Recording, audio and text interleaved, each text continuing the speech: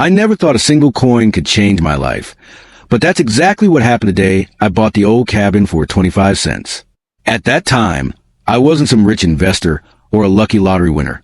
I was just a man struggling to find direction in life, tired of chasing promises that never seemed to lead anywhere. My name is Daniel Cole, and if you had met me a year before I stumbled upon that cabin, you probably wouldn't have given me a second look. I was working long shifts at a warehouse, scraping by, counting pennies at the end of each month, and wondering if life was ever going to give me a break. My father had passed away years ago. My mother lived out of state.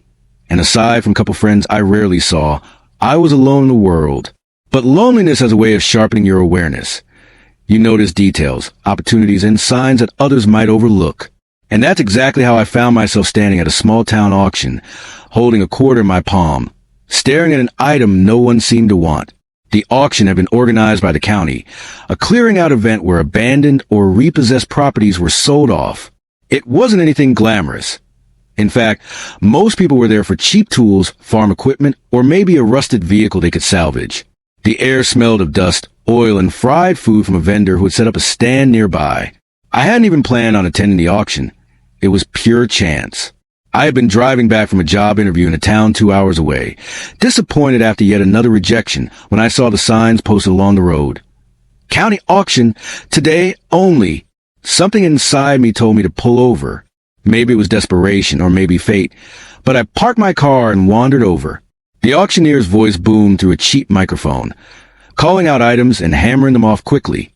The crowd of farmers, mechanics, and bargain hunters responded with casual bids, some excited, others calculated. I watched for a while, not intending to buy anything, just curious. That's when the auctioneer brought up Lot 27. He read from a paper. One abandoned cabin, located on rural county land, property taxes unpaid for over a decade, sold as is, starting bid 25 cents. I remember looking around, expecting at least a few people to raise their hands. A cabin? Even abandoned? That had to be worth something. But the crowd didn't react. A couple of men chuckled. One muttered something about it being haunted, and another said it wasn't worth the trouble.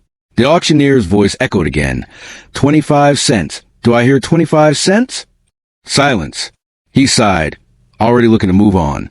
My hand rose almost on its own, clutching the coin I had pulled from my pocket earlier to pay for a bottle of water. The auctioneer's gavel slammed down with a sharp crack. Sold. Lot 27, 25 cents. I half expected someone to stop me, to tell me it was a mistake. But instead, the clerk scribbled my name on a paper and handed me the deed. Just like that. With a single quarter, I had become the owner of a cabin I had never seen. At first, I laughed at the absurdity of it. I figured maybe it was just a rotting shack, a collapsed building overrun by animals, or some worthless sliver of land the county had been eager to dump. But later that week, curiosity got the better of me. I drove out to the address printed on the deed, following winding dirt roads that cut through dense pine forests. The deeper I went, the more isolated it became. Self-service dropped. Sunlight filtered through the trees in golden shafts, and for the first time in a long time, I felt like I was leaving behind the noise of the world. When I finally arrived, I was stunned. Yes, the cabin was old. Yes, it was weathered. Its wooden beams gray and cracked from decades of storms and neglect. But it wasn't a pile of rubble. It stood tall and proud, a relic of another era. The stone chimney rose against the backdrop of towering pines, and the porch, though sagging, still held its shape. Ivy crept along one side, and the windows, though clouded with dust, remained intact. Behind the cabin stretched acres of untouched forest, with a narrow trail leading down to the edge of a hidden lake. The water shimmered like glass, reflecting the sky in perfect stillness. I walked the property in awe, every step making the absurd purchase feel more like destiny. There was a silence there, not the empty kind, but a peaceful one, filled with the whispers of wind to the trees and the distant call of birds. For the first time in years, I felt home.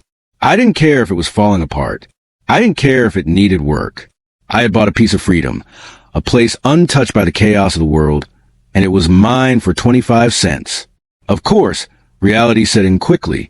The cabin had no electricity, no running water, and the roof leaked in more places than I could count. The floorboards groaned with every step, and the smell of mold lingered in the corners. But instead of discouraging me, it lit a fire inside me. I had always been handy with tools, thanks to my father teaching me carpentry when I was young. With every nail, every board, and every repair I made, I felt closer to him, closer to the man I wanted to be. I spent weekends fixing the cabin, cleaning the property, and learning to live simply. And as the months passed, I realized the cabin wasn't just a shelter. It was a sanctuary. What I didn't know, standing there on that first day with a deed in my hand, was that the cabin wasn't just sitting on some forgotten patch of dirt. It was on land that had been overlooked, land whose value was about to skyrocket beyond imagination. I also didn't know that my little slice of peace would soon attract the wrong kind of attention, the kind that comes with power, greed, and a ruthless HOA that would stop at nothing to claim it for themselves. The first few months living out at the cabin were some of the hardest and yet most rewarding of my life. Every morning I'd wake up to beams of sunlight filtering through the cracks in the wooden walls, and every night I'd fall asleep to the symphony of crickets and the distant rustle of wildlife. It wasn't glamorous. Far from it. My mattress was little more than an old cot I hauled in from back of my car, and cooking meant using a rusty cast iron skillet over an open flame. But there was something deeply satisfying about stripping life back to its simplest form, something raw and honest about surviving on my own terms. I remember the first storm that rolled in after I had claimed the place. The sky had been clear all day, and then, as if the forest had a mind of its own, the wind picked up, branches creaked, the air turned cold, and the clouds gathered fast. When the first drops of rain hit the roof, I realized how unprepared I was. The leaks turned into steady streams, and I scrambled with old buckets, pots, and pans to catch the water before it flooded the cabin. By the time the storm passed, I was soaked to the bone and exhausted, but instead of despair, I felt pride. I had survived the storm, and with every challenge, I knew I was growing stronger. My weekends turned into weeks, and soon I was spending almost all my free time at the cabin. I patched the roof with scavenged metal sheets, reinforced the porch, and even managed to get an old wood stove working. I cleared out fallen branches, mowed down the wild grass with a borrowed scythe, and slowly transformed the land from abandoned wilderness into something livable. Sometimes, I would sit on the porch with a cup of coffee brewed over the fire, staring out at the lake, and think about how this place had cost me less than a candy bar. As the seasons changed, so did my life. Autumn brought a cascade of golden leaves that blanketed the forest floor. Winter tested me with freezing nights and heavy snow that piled against the cabin walls, and spring filled the air with the scent of pine and wildflowers. I learned to chop wood, fish in the lake, and patch clothes by hand. My body toughened, my mind sharpened, and slowly I felt like I had become part of the land itself. The cabin wasn't just shelter anymore. It was an extension of who I was, proof that I could carve out my own existence. But what truly changed everything was a discovery I made one summer afternoon. I had been exploring further down the lake, clearing brush and marking boundaries, when I stumbled across something unusual. At first, I thought it was just a pile of rocks, but as I brushed away dirt and moss, I realized it was the foundation of an old structure. Curiosity pushed me further, and soon I uncovered what looked like a forgotten dock, buried beneath decades of neglect. The boards were rotted, but the design was unmistakable. Someone had once built a proper landing here. That night, I couldn't stop thinking about it. Why would there be a dock in the middle of nowhere? The cabin wasn't connected to any major road, and the lake wasn't exactly on the map. My curiosity turned into obsession, and I began researching the history of the land at the local library. That's when I discovered that the area had once been part of a private resort development project back in the 1950s. Wealthy investors had poured money into building cabins and lodges, but the project was abandoned after the company went bankrupt. Over time, the land was forgotten, swallowed by the forest, and the county eventually reclaimed it for unpaid taxes. My cabin was one of the last surviving structures from that failed dream. But here's the thing. What had once been worthless was no longer forgotten. Unbeknownst to me at the time, the land around the lake had recently been rezoned for development after a new highway was approved nearby. Property values were climbing fast, and the moment investors realized the lake was still pristine, untouched by modern pollution, they began circling like vultures. My little 25-cent cabin, sitting on acres of lakefront property, wasn't just a quirky story anymore. It was a gold mine. The first sign of trouble came when a man in a crisp suit showed up one morning in a shiny black SUV. I had been chopping wood when he stepped out, sunglasses on, briefcase in hand. He smiled too much, the kind of smile that didn't reach his eyes. "Mr. Cole," he asked, "I represent a group of investors interested in purchasing your property. We're prepared to make a very generous offer." I laughed at first, thinking it was some kind of joke. "You're a little late," I told him. "I already bought it. For a quarter." His smile didn't falter. "Yes, well, circumstances have changed. We're offering $100,000 cash today." The words hit me like a hammer. 100,000? For a place I bought with spare change? My mind spun, but something deep inside me refused. This wasn't just about money anymore. This cabin was my sanctuary, my home. I told him no, firmly, and he left with a tight-lipped expression, promising I'd regret missing such an opportunity. I thought that would be the end of it, but it was only the beginning. Over the next few weeks, more people came. Some offered money, some tried intimidation, and others tried flattery. They all wanted the same thing, my cabin, my land. I held firm, knowing that if so many people were interested, the true value had to be much higher than they let on. And I was right. Within months, the land around me was selling for millions. Developers were building luxury lodges, gated communities, and lakeside mansions. My little cabin sat right at the heart of it all, like a stubborn thorn in their plans. And that's when the HOA appeared. At first, they introduced themselves as a community association, friendly neighbors looking to welcome me into the fold. But it didn't take long for their true nature to show. They weren't just a group of neighbors. They were a powerful organization backed by wealthy developers, and they had their sights set on my property. At first, it was small things, letters in the mail claiming I owed association dues, warnings about property maintenance violations, and threats of fines. I ignored them. I wasn't part of any HOA. I had bought my land free and clear. But the letters kept coming, more aggressive each time. Then came the visits, men in polos and khakis showing up, clipboard in hand, taking pictures of my cabin without permission. They claimed my cabin was an eyesore, that it didn't fit the aesthetic standards of new development. I laughed in their faces and told them to get lost. But behind the bravado, I knew trouble was brewing. These weren't just overzealous neighbors. They were people with money, influence, and connections. And I was just one man, holding onto a cabin I bought with a coin. I could feel the storm coming, and part of me wondered if I was ready for the battle ahead. The real war with the HOA began quietly, almost deceptively, like a snake slithering in the grass before it strikes. At first, I thought I could simply ignore them, that their letters and threats were just paper tigers meant to scare me into submission. After all, I had the deed to property, signed, sealed, and registered at the county courthouse. I had no contractual agreement with any homeowners association, no signatures binding me to their so-called rules. But what I didn't realize was that HOAs, especially ones backed by multi-million-dollar developers, play a long game. They didn't need my cooperation. They just needed enough leverage to make my life unbearable until I caved. The first tactic they tried was intimidation. One morning, I stepped out onto my porch to sip coffee, only to find bright orange notices nailed to my door and fence posts. Code violation, unsafe structure. Warning, unauthorized dwelling. Immediate compliance required. At first, I laughed bitterly. My cabin wasn't unsafe. It was more solid than half the cookie-cutter houses they were throwing up around the lake. But the language in those notices was threatening. They claimed my property could be condemned, seized, or even demolished if I didn't comply with their standards.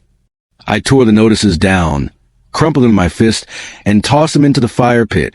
But the next day, more appeared. This time, they had photographs attached, pictures of my cabin, my land, even my truck parked by the lake. The invasion of privacy enraged me. It wasn't just paperwork anymore. They were coming onto my land, snooping around and documenting everything like I was some criminal. I started carrying my father's old shotgun with me whenever I walked the property. Not because I wanted to use it, but because I needed a reminder that I wasn't helpless. When intimidation didn't work, they turned to isolation. Suddenly, my mailbox, which had always worked fine, stopped delivering anything important. Bills went missing. Official letters in the county courthouse never arrived, and packages I ordered disappeared. When I asked the Postal Service, they claimed it was a routing issue, but I knew better. Someone was intercepting my mail, and I had no way to prove it. Then came the accidents. One morning, I found my truck tires slashed, deep knife marks still fresh in the rubber. Another time, the wooden steps leading up to my porch had been sawed halfway through, leaving them dangerously weak, an accident waiting to happen. It was subtle sabotage, always just enough to make me suspicious, but not enough to point fingers with certainty. I could feel them tightening the noose, making my life harder piece by piece. But instead of breaking me, their tactics only fuel my resolve. Every nail I hammered into the cabin, every log I split, every meal I cooked over that old stove reminded me of why I refused to give up. This wasn't just about land anymore. It was about principle. I had taken something worthless and turned it into a home, and I wasn't going to let a group of greedy developers steal it from me. The turning point came one afternoon when I returned from town to find a group of men in construction gear standing on my property. They had heavy machinery parked nearby, and they were hammering wooden stakes into ground. I pulled up fast, jumped out of my truck, and shouted, "What the hell do you think you're doing?" One of them, a foreman with a hard hat and clipboard, barely looked at me. "Surveying," he said casually. "HOA-approved expansion project. This lot's being cleared for development." I marched over, yanked the clipboard from his hands, and scanned it. It was a map of the area, with my cabin's land labeled as Phase 2 construction. My blood boiled. "This is my land." I growled. "I own it. Get your equipment off my property now." The foreman smirked, like he'd dealt with stubborn holdouts before. "Look, buddy, you can fight all you want, but paperwork's already in motion. Best you pack up before things get ugly." Something inside me snapped. I tossed his clipboard to the ground, raised my shotgun from the truck, and cocked it with sharp metallic click. "This isn't your land. This is mine. You take one more step, and I'll consider it trespassing." The men froze. For a long moment, the forest was dead silent, the tension thick enough to choke on. Then the foreman raised his hands slowly. All right, he muttered, signaling the crew to back off. They packed up their equipment and drove away, but not before the foreman shot me a look that promised retaliation. That night, sitting on my porch with a shotgun across my lap, I realized the battle had escalated beyond notices and threats. They wanted my land badly enough to risk confrontation, and if they couldn't intimidate me, they'd find another way. Sure enough, the next week I was summoned to court. The HOA had filed a lawsuit claiming that my property had historically been part of the association's jurisdiction, and that I was illegally occupying communal land. It was absurd. I had the deed, the tax records, and proof of ownership. But they didn't care about truth. They cared about dragging me into legal hell, draining me with endless hearings and paperwork until I couldn't fight anymore. Walking into that courtroom felt like stepping into enemy territory. The HOA had lawyers in suits, stacks of files, and a polished presentation. I had myself a folder of documents and a stubborn determination not to be bullied. The judge, an older man with sharp eyes, listened as their attorney painted me as some squatter, an outsider refusing to play by community rules. When it was my turn, I stood tall and held up my deed. "Your Honor," I said, my voice steady, "I bought this cabin fair and square. I pay my taxes. I owe nothing to these people. They're trying to steal what's mine." The judge leaned back, studying me carefully, and for a moment, I thought I saw something flicker in his expression. Respect, maybe even sympathy. He ruled in my favor that day, declaring the HOA's claim invalid. For a brief moment, I thought I had won, but I was wrong. That ruling was just one battle in a much longer war. The HOA wasn't done with me, not by a long shot. And as I left the courthouse that day, I knew they would come back harder, nastier, and more desperate than before. They weren't just after land anymore. They were after control, and I was standing directly in their way. After that first courtroom victory, I thought I could finally breathe easy. For a few weeks, life at the cabin returned to a rhythm I'd fought hard to build. I split logs, rebuilt part of the porch, and even planted a small garden near the lakeshore. There were mornings when the mist clung to the water like a silver veil, and evenings when the sky burned orange before fading into a dome of stars. It felt like I'd won my peace back, like I had proved that no amount of money or power could take away something I had earned. But peace in this world is fragile, and I should have known better than to let my guard down. The HOA came back with vengeance. This time, their tactics were sharper, more calculated. Instead of filing the same lawsuit, they went after me indirectly. One morning, I woke up to the sound of heavy machinery rumbling in the distance. When I walked down the dirt road leading to the main highway, I found construction crews tearing up the path. They weren't repairing it. They were destroying it. Dump trucks unloaded gravel on one side, while bulldozers dug deep trenches across the road. I stopped one of the workers and asked what the hell they were doing. He shrugged and said, "New access road for the development. Old road's private now. You'll need HOA approval to use it." My blood ran cold. They were cutting me off from the outside world. The only road leading to my cabin was being rerouted under their control, and if I didn't comply, I'd be landlocked. It was a move right out of a mobster's playbook. I argued with the foreman, but he showed me stamp permits. Permits I later discovered had been fast-tracked through county officials the HOA had in their pocket. From then on, every trip to town became a battle.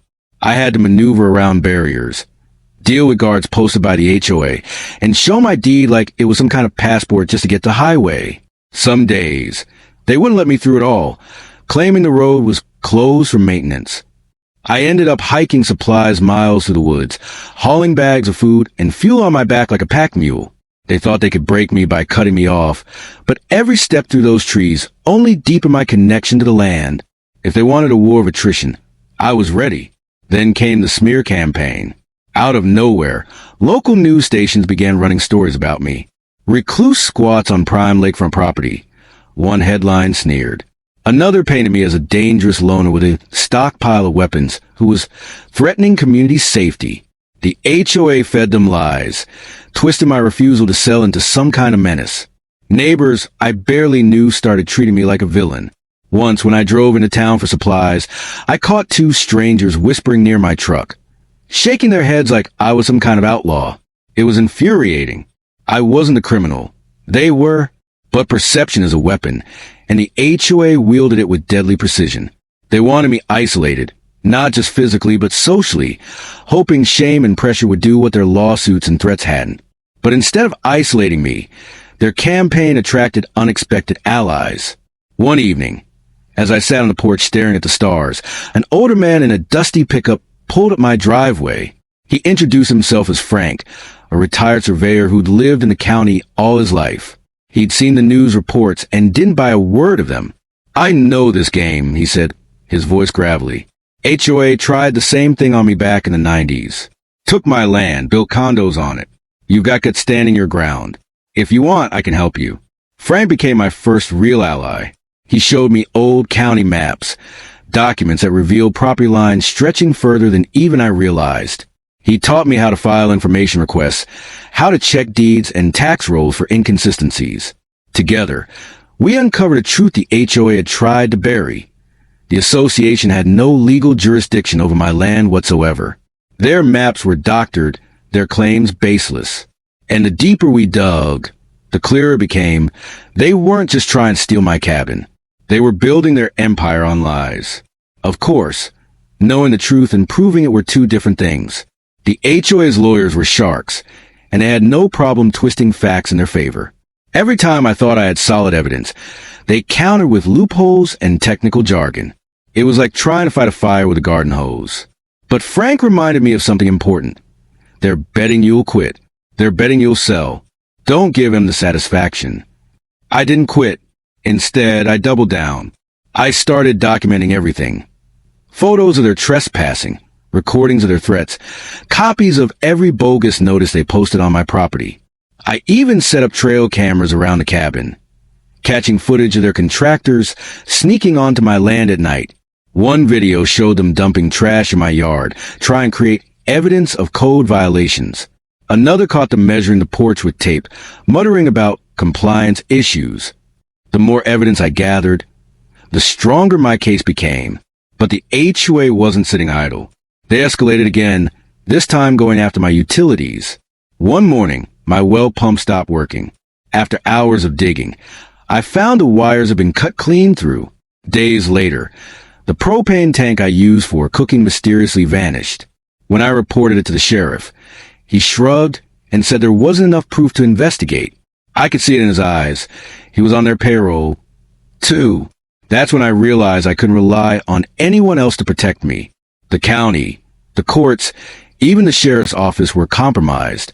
If I wanted to keep my land, I had to fight smarter, harder, and louder than ever before.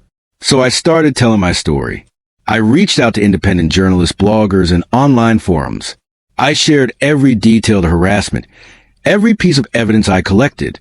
To my surprise, people listened. My story spread online, gaining traction among those sick of HOAs bullying homeowners across the country.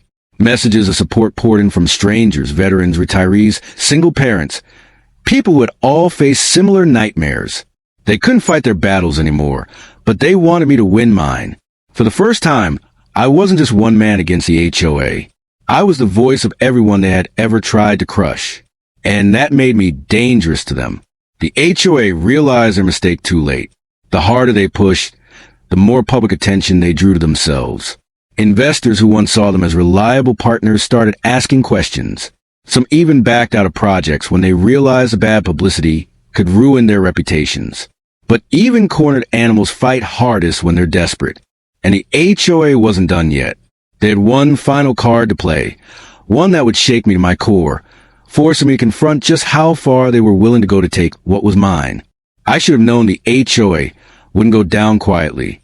By the time their smear campaigns failed, their lawsuits crumbled, and their intimidation backfired. They were cornered, and cornered enemies are always the most dangerous. What they did next went beyond harassment, beyond greed. It crossed into something darker, something I'll never forget. It started with fire. One crisp autumn night, I was sitting by the stove, sipping black coffee, when the smell of smoke reached me. Not the familiar scent of pine logs, but the acrid stench of gasoline. I bolted outside and saw flames licking the edge of the forest, roaring higher with every gust of wind. Someone had doused the brush with fuel and set ablaze. My land was on fire. I grabbed buckets, shovels, anything I could find, and fought the flames until dawn. My hands blistered, my lungs burned, and my body screamed with exhaustion, but I refused to let the fire consume my cabin. By some miracle, I held it back, though the surrounding forest bore scars of blackened ash. Standing there in the smoke, I realized the truth. They were trying to burn me out. That was the line. They weren't just after my land anymore. They wanted to erase me. The sheriff refused to investigate. Of course. Probably a lightning strike, he said, even though the skies had been clear. That's when I knew the HOA was finished playing games. If I didn't find a way to end this, they'd keep coming until either I was gone or dead. So I fought back the only way left of me. Full exposure. I released every scrap of evidence I collected. The videos of their trespassing, the sabotage, the doctored maps, even testimony from Frank about their dirty dealings. I compiled it into a dossier and blasted it across the internet, sending it to reporters, watchdog groups, and anyone who would listen. Within days, the story exploded. Headlines read, Homeowner versus HOA, David and Goliath battle over $10 million property, and how a 25-cent cabin sparked a war with developers. Public outrage was immediate. Thousands rallied online, demanding investigations into the HOA and the county officials enabling them. Under pressure, the state attorney general launched a formal inquiry. Suddenly, those smug lawyers who once mocked me in court were scrambling to protect themselves. The sheriff who ignored my reports was forced into early retirement. The investors pulled out completely, leaving the HOA drowning in debt. But the biggest bombshell came when Frank and I uncovered old mineral surveys buried deep in the county archives. Turns out, the land under and around my cabin wasn't just valuable because of the lakefront. It sat atop deposits of rare earth minerals used in high-tech manufacturing. That was why the developers wanted it so badly. My 25-cent cabin sat on land worth not just millions, but potentially billions. When that fact hit the news, everything changed. Suddenly, politicians who had ignored me before were showing up with cameras, shaking my hand, and promising justice. Lawyers who once represented the HOA now offered to represent me instead. I became a symbol, not just a one-man fighting an HOA, but of standing up to corruption itself. The HOA tried one last desperate move, filing for bankruptcy to shield themselves from liability. But the court didn't buy it. The investigation revealed years of fraud, embezzlement, and illegal land grabs. Several board members were indicted. The association that had terrorized me was dismantled piece by piece until it was nothing but a bad memory. And me? I was left standing on my porch, staring out at the same lake that had first stolen my breath a year ago. Only now, the world looked different. My 25-cent cabin was appraised at over $10 million, not counting the mineral rights beneath it. I had offers flooding in, developers, corporations, even government agencies wanting to buy me out. But here's the thing. No amount of money could ever replace what this cabin meant to me. It wasn't just real estate. It was a place that had tested me, broken me down, and rebuilt me into someone stronger. It was where I had faced down an army of lawyers, politicians, and crooks, and won. It was where I learned the true value of independence. So I made my choice. I didn't sell. I stayed. I rebuilt the cabin stronger than ever, adding solar panels, a new well system, and reinforced walls. Frank still comes by to drink coffee on the porch, and sometimes strangers who follow my story online stop to shake my hand, thanking me for standing up when so many others couldn't. The forest has healed, the lake still shines, and the cabin stands as living proof that sometimes the smallest things, a coin, a choice, a cabin, can change everything. When I look back on it all, I realize the HOA never understood what they were really fighting against.